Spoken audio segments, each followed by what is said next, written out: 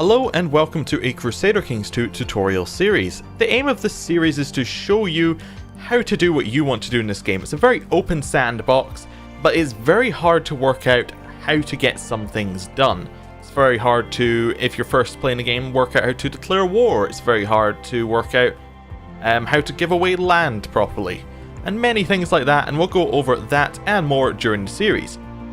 But the first things first, we're going to go over the interface. Now, this is a pretty complex interface. It's not so much complex, it's just different bits are hidden under different menus, the important things are hidden away, and it's very confusing. So first thing that we're going to look at is the most important screen in the game. We're going to look at the character screen.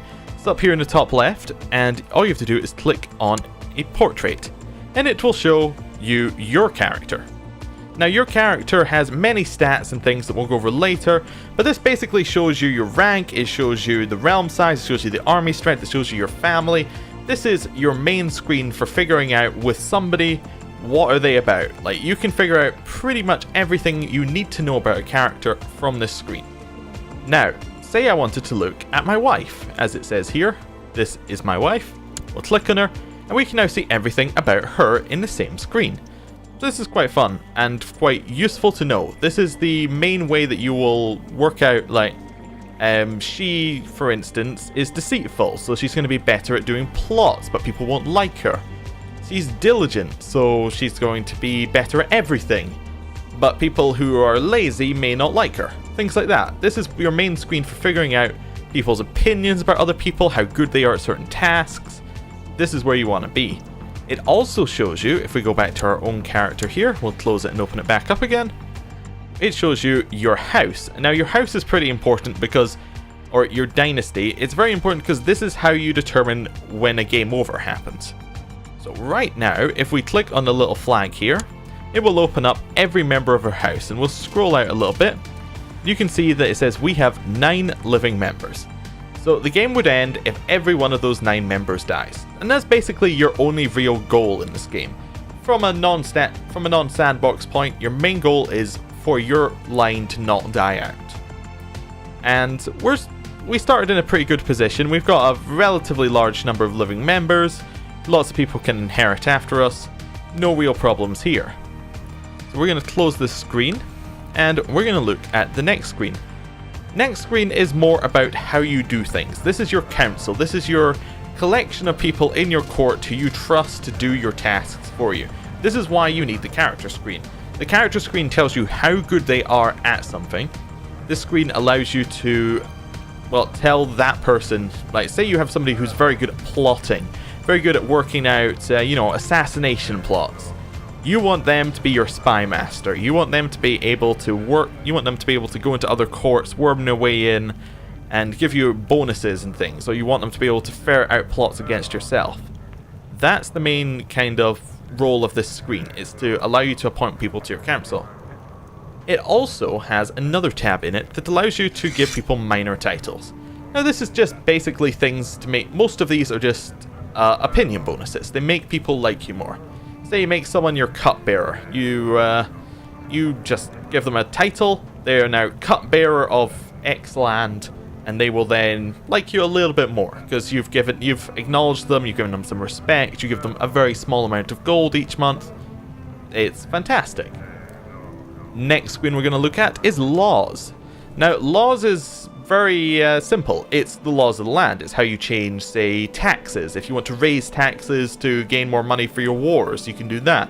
If you want to perhaps get more men from your troops, you can also, not from your troops, from your vassals, you can do that. If you want to change inheritance laws, so who would get the land if your character dies, this is where it has to happen. So this is a very important screen, and we'll go over that in more detail at another time. Technology. Technology is fairly simple. It's how advanced in technology your realm is at certain points. So, say that you want to be better at building ships. Well, over time you'll gain some military points over here, and then when you want to get better at building ships, you will be able to just click this button, and then you'll be able to build more ships. Or it builds ships quicker, or have more of them, or something like that. It'll give you some bonus on top of things, like construction, in the economy one. It'll just allow you to construct things quicker. Or legalism in culture. It will allow you to do more, to have more laws, have a wider variety of things happening. So it's a very important screen to look at, but you tend not to spend a lot of time on it because you have to wait for points to build up. And you tend to only come here like when your points are built up. And you get a little alert saying, you have enough points to buy anything on this list. Please come and choose an option. And then you can look at your options then. Next screen we're going to look at is military. Military is probably the most straightforward screen. It tells you how many men you personally have. It tells you how many men your vassals have. It tells you what mercenaries you could hire. It tells you what navies you have, and it tells you what retinues you can have, and it tells you what holy orders you can have. It's very much just here are the men available to you. Here's how much they will cost. You can choose whatever ones you want for your wars. It's a fairly straightforward screen as screens in this game go. What is not a straightforward screen is the next one, which is Intrigue. Intrigue is very much a mixture of a whole bunch of different things. The top half of the screen, the click to choose a plot, this allows you to choose a singular plot against other people. So say you really hate the King of Sweden. You can create a plot, you can invite people to it, and we will be able to go through the whole process of finding a way to kill him, hiring bandits or something, and then he would die, and then we'd all be happy. The bit below it, however, is decisions. Now, decisions aren't necessarily sneaky at all. Like, we have this one here, which is invite a holy man to court. Now, say that in our council back here, we go to our positions, you'll see that we have a position for a court chaplain. It's our personal advisor on the matters of the faith. So, say that our chaplain dies and we have no other court chaplain available. Well, what we would do is we would go to Intrigue, we would click this button, we would pay a certain price. This one costs us piety, which is one of our resources we'll go over. And it will then spawn a random person out of nowhere, and he will be a holy person and he will be living in our court. We can then give him the title of court chaplain, and we'll have another person to do the job. Same with all the others, like a noble will have certain other things, debutante will have certain other factors. We can also do things like hold a feast, hold summer fair, borrow some money. There's a whole bunch of stuff here, and this is basically just some extra decisions to give you let's say your realm's lacking something in particular, you may go to the decisions section to acquire it. Also shows you your threats. Now, threats, I believe, are worked out through, like, if someone has a faction against you, there'll be a threat. If somebody has a defensive pact against you, they'll be here on this list. It's not a very useful list, but you sometimes look at it. Prisoners, this is fairly self-explanatory. If you have captured someone, they will be on this list. And no one plots.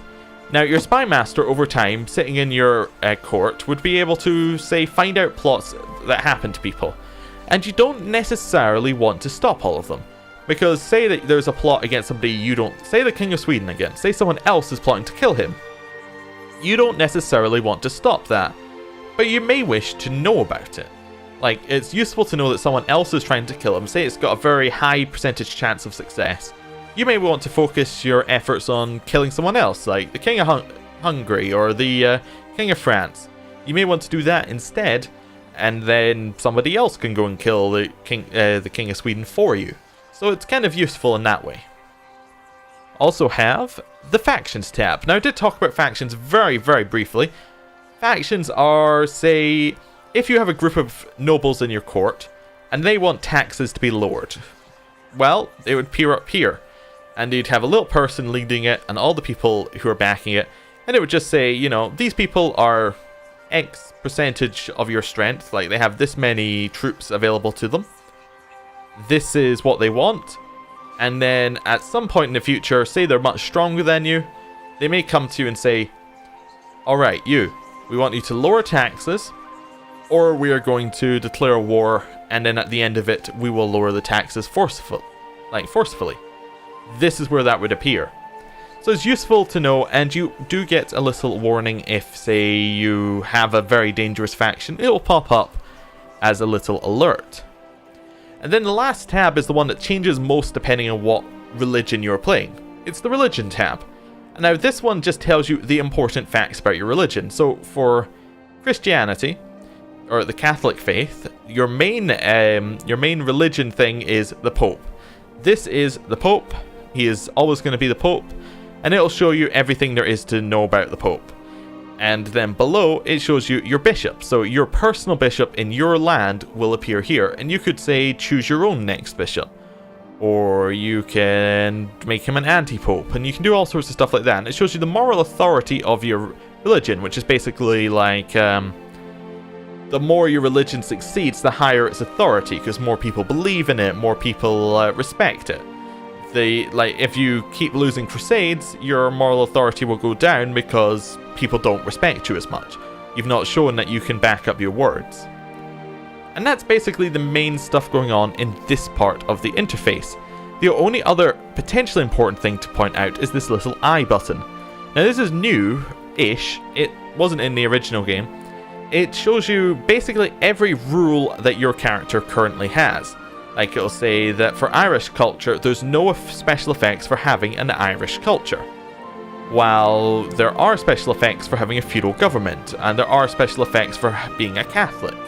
And it's useful to know things like, for instance, if you kill the Pope, there will be another Pope. They'll just appoint another one. So it's saying you cannot get rid of the fact that there is a Pope unless you get rid of all the Catholics. Even then, I think you can't actually get rid of all the you can't actually get rid of the Pope in the game. Anyway, we'll get rid of that. Get rid of that. Let's talk about some other bits of the interface. So up here in the top, you may have noticed these 3 circles. These are your alerts. Now, more of these circles will appear the more alerts you have, but main ones we have here are things like unmarried heir. So it'll say that your heir is unmarried, therefore if you die, you will be playing as a character who may not have any children of their own, so your game may end. So you want your heir to marry so they can produce children, so you have more characters to play as.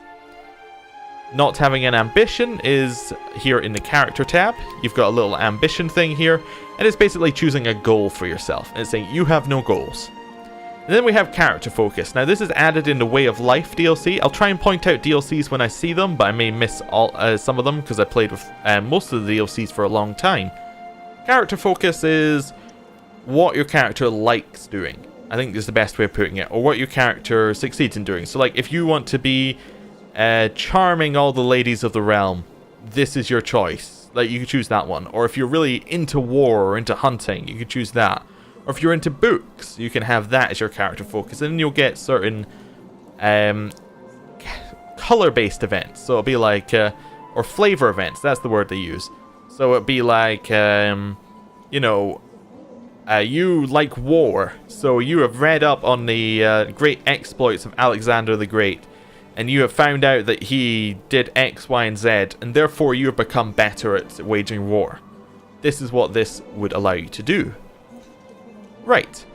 Next part we're going to look at in the interface is the top right. Now the top right is your resources, effectively. This is what you have to use. So the first one we have is your wealth. Now this is measured in ducats, and you have 40, at the moment we have 44 ducats. And if you hover over it, it'll show you your monthly balance, so how many you're gaining.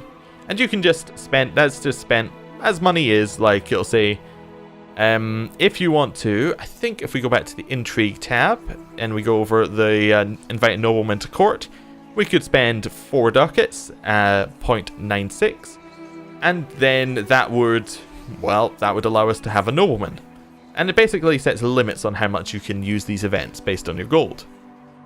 Next one, prestige. Prestige is not as important, but it can give you opinion bonuses if it's high or if it's low.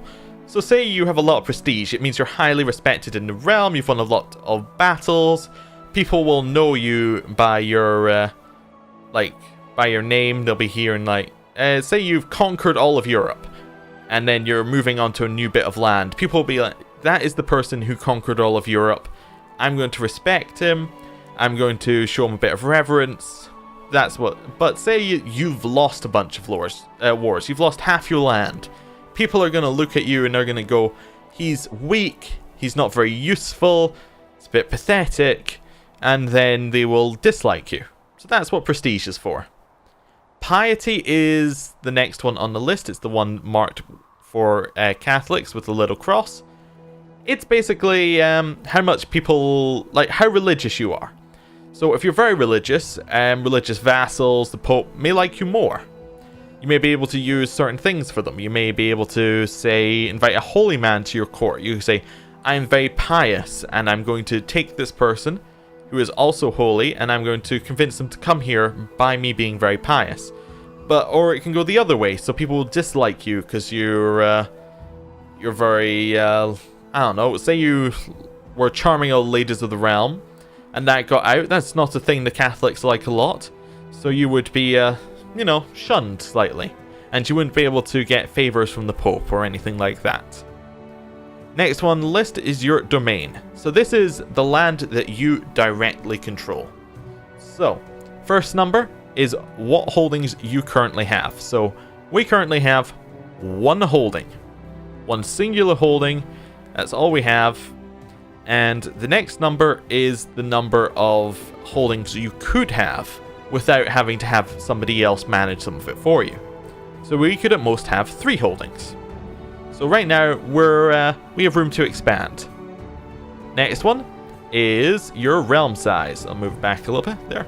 Realm size. This is the number of holdings in your realm. So if we go back and look at ourselves, you'll notice on the character sheet we have this little thing that says vassals. We currently have 2. We have a bishop and we have a mayor. So we control the top holding. We control 1 holding. They each control 1 holding as well. But we are basically their rulers. So they answer to us. So it's all within the same realm. And that's kind of the hierarchy that happens in a lot of it. So say we're the Holy Roman Empire here. We'll go and have a look at somebody else's character sheet. We'll go and have a look at the top level here. You'll see that he has 4 out of 5 for him, but his realm size is going to be much, much higher. He currently has 375 people in his realm under his control, which is obviously way too many to micromanage, so he himself only manages a few. Right, the next thing that we're going to look at is in the top corner, score. This is not needed at all to play the game. This is pointless, this is rubbish, and you'll never need to look at it ever. But what is it if it's not that?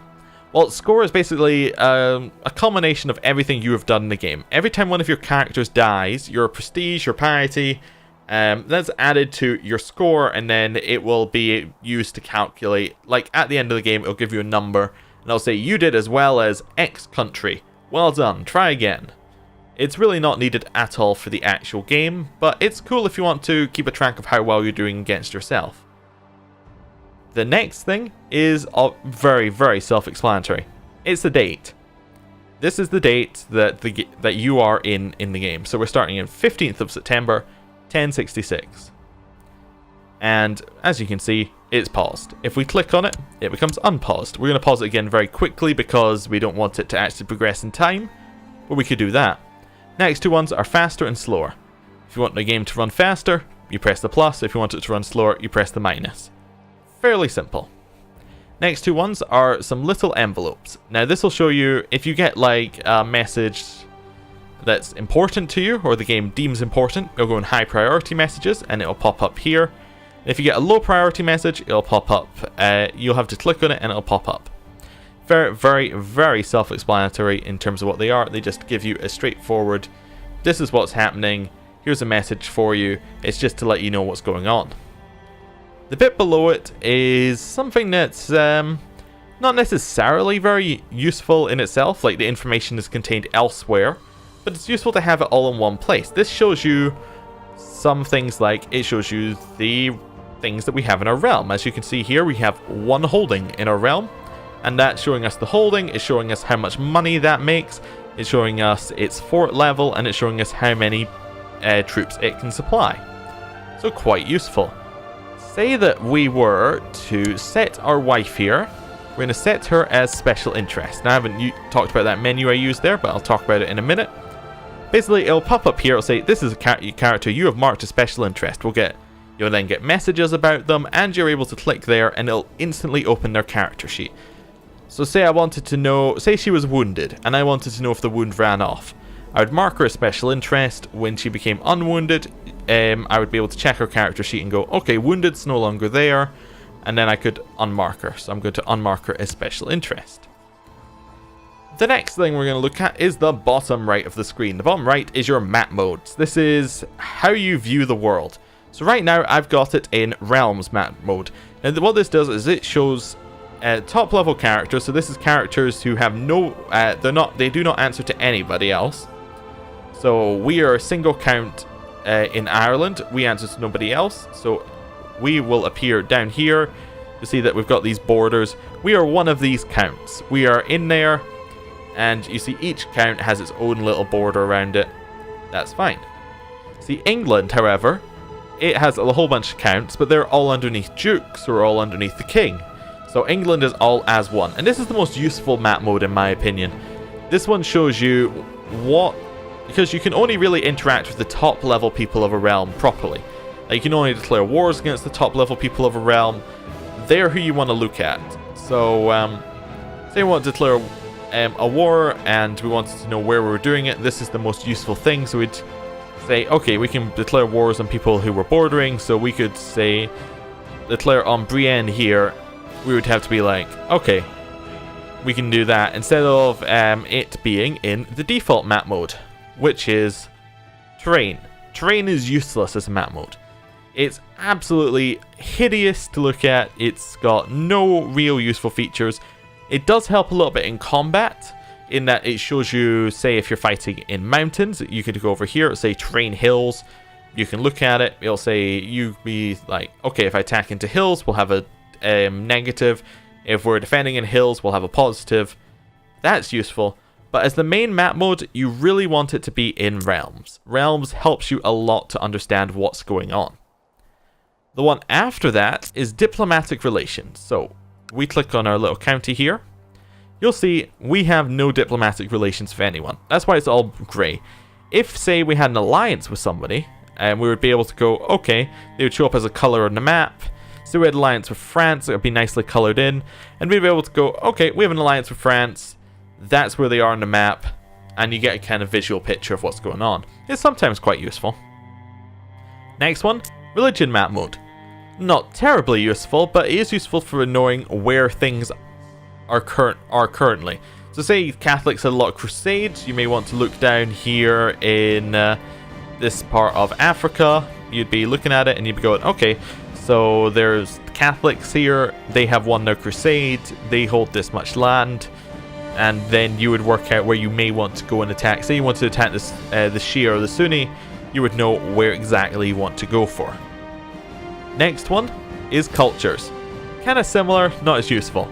This one just shows you the cultures of a region. So say you want to, say we're Irish, we want to conquer everything that's Irish because everybody will already like us, so we won't get any penalties for, say, conquering land which doesn't understand us. So we would try and conquer Ireland first. We could look at it and go, okay, Irish is only in Ireland, so we're going to conquer that. Then we could look at Scotland and go, okay, so it's in the same culture group, so we could try and conquer that. That kind of thing. It's a little bit useful, but I tend to never use it. Economy, again, kind of useful. It shows you where in the world there's where there's gold, where there's actual value. And this is, say you want to raid as Vikings.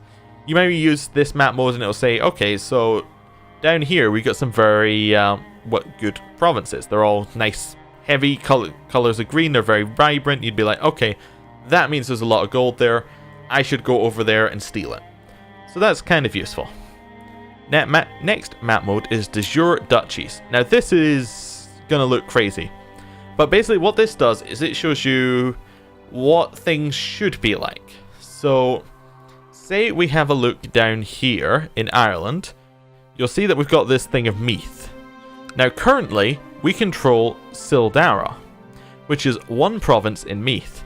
Now this de jure duchy shows that actually it is part of the Duchy of Meath. So we would have Dublin is also part of this duchy. So if we were to get both of them, we would be able to create this duchy, and then we would have rights over that land. So we would be able to say, from now on, everything under this bit of land is under Meath. And then we could give away, say, one of the provinces to somebody else, and we would still control the whole land because we control the duchy. So that's why it can be quite useful. You can also take half of a duchy, and then create it, and then that would say, I have rights over the rest of this because I have most of it, so therefore I should be able to take all of it. So that's where that comes in useful. Next one is de jure kingdoms. Very, very similar. It just shows you the kingdoms that are on the map at the start, which you can create, which give you claims over other things. The next one, de jure empires. You should be seeing where this goes here. This shows you the empires you can create and the kind of claims it would have over things. So say we are part of the Empire of Britannia, we could take over half of it, and then we could have claims over all of England, say. And it would allow us to do better wars. It would allow us to say, okay, we want to take all of this because this is all part of our land. Next one, Revolt Risk. Very important for larger empires. This one shows you where you have a lot of chances of rebels popping up. And basically, rebels are just armies that appear, you defeat the army, and then they'll disappear. And then they may raise up in the future. So you may want to, if you have some standing troops, some retinues, you may want to send them over near Revolt Risk areas, because then when the rebels rise up, you can just quickly wipe them out and they won't cause a lot of damage to your provinces. Next one, Dynasties. And this one's more cool than useful. This one shows you, say, everything in France is owned by the Capet dynasty. And say that they married the Seljuks over here. And then their child was also a member of the Capet family. They would both say Capet. And that allows you to know, okay, so that's all one family. They'll probably have an alliance. So it's useful in that way. Next one is opinions. So if we click on ourselves here, just double check that's right. This shows you everybody's opinions of us. Now, of course, as you know, when we looked at the diplomatic relations map mode, we have no relations with anybody. Most people don't care about us. Some people kind of dislike us because of our religion, but mostly they couldn't give a damn. Next one is direct vassals. Now this is an interesting map mode because this shows you the people who are one level down. So you know, I was saying that the realm map mode, it shows you people who have nobody above them, who answer to nobody. This map mode shows you people who answer to one person. So say Aquitaine is directly underneath. We'll go back to realm and we'll switch between these a couple of times. Realm is France. And then if we look underneath it, we have Aquitaine, which is one giant place underneath France. So if you wanted to, say, destabilize France, you may want to ruin relations between is it Duke or King of Aquitaine? The Duke of Aquitaine. You may want to ruin relations between him and his liege, because that will likely be a large part of his liege's strength. And if they revolt, then you could easily attack France. It's quite useful to know, and I use it occasionally. The next one that we're looking at is trade zones. Now this is really only important if you're a republic. And it's a little bit complicated. We're not going to go too far into it, but this is, it shows you what people control what areas of the sea. And it can help you with certain things in republics, but we're not going to talk about that right now. Also, I believe republics are DLC in the Republic DLC, so it may not even be useful if you don't have that DLC. Next one, governments. This shows you what government type people are. And it's useful because it tells you what kind of reasons they have to declare, like what ways they can declare war. It tells you what kind of land they're likely to have. Say feudals, likely to have a lot of castles. Tribals, probably not going to have very good forts, so you might be able to take their land with a smaller army, things like that. So it's quite useful. It also tells you things like theocracies, like the papal state down there. You'll be able to go, okay, so they have a different kind of succession, because unlike feudal, obviously the next pope isn't the pope's child. That would be a little bit weird. And the final one is defensive pacts. Now this one, I believe, was added in the Conclave patch, but is available for everyone. And this will show you, say that the Holy Roman Empire was really growing out. It was taking over all of France, all of Hungary, all of Poland, all of Croatia here. So it was really, really massive. Well, then you might get people like the Byzantines and, say, Denmark over here, or England. They may join together and say, okay, if you attack us, then you're going to have to attack one of the other ones. And that will help out in ways of making sure that you don't... Like, it helps stop over-aggression, over-expansion. It's a way to band together to get two smaller nations to be able to fight a bigger nation. It's kind of interesting. Generally, you won't need to look at it too much during normal play, but it does come into effect sometimes. Other things that we have down here, you have the Chronicle. The Chronicle is not very important. It shows you what's been going on in your game, it shows you the history, it shows you all of what your characters have been doing. It's kind of cool, but not that useful though. Like, you can generally work out what you've been doing before through other means or just through memory. Then you got the main menu button, fairly self-explanatory. It opens the main menu, you can also do this with the escape key. Then you have the ledger. The ledger is basically global cheating. It allows you to see the armies of everybody. It allows you to see the gold. It allows you to see everything you could possibly want to go. No, this is your stats screen. This is everything you could want to know about things. Like, this is our current, this is everything in our current domain. We control a barony. It has this much tax. It has this much fort level. It provides this many troops, and it is currently building nothing. So that's the kind of thing that you will find out in the ledger. Tend not to use that too much either, because a lot of the time you don't need to know that kind of stat, so you need to look more directly at a character to find out more. So ledger's sometimes useful, but not really that useful. This one is very useful, the next button, because this answers a question that a lot of times when I've tried to show someone how to play CK2, the first question is, where am I on the map? This map's very confusing. I don't understand it. Like, where am I this country? Am I this country? Well, you just click on the go to home province, it will show you your country. And if you want to be really sure, you can zoom right in, and it'll take you right to your home country. So we are in Sildara, this is ours, and this is where our character resides. It's very useful to know. Next one, find title or region. Also very useful. If we don't know where France is, or how to spell France, we could type in France, click go to, and it'll just move the map over to France and open it up for us. Cool. Next one, find characters. Also very useful. This allows you to say you want to find somebody to marry. You could set the gender to female, you could set the ruler to no, you could set the married to no, and then you'd be able to find all the eligible people around who could marry you and become your wife. Very useful. But we won't be looking too much into that right now. Now, there are some other things in the interface that we have not looked at. We've looked at all the stuff on the base screen. The next thing that we have to look at is the little menu I showed you earlier.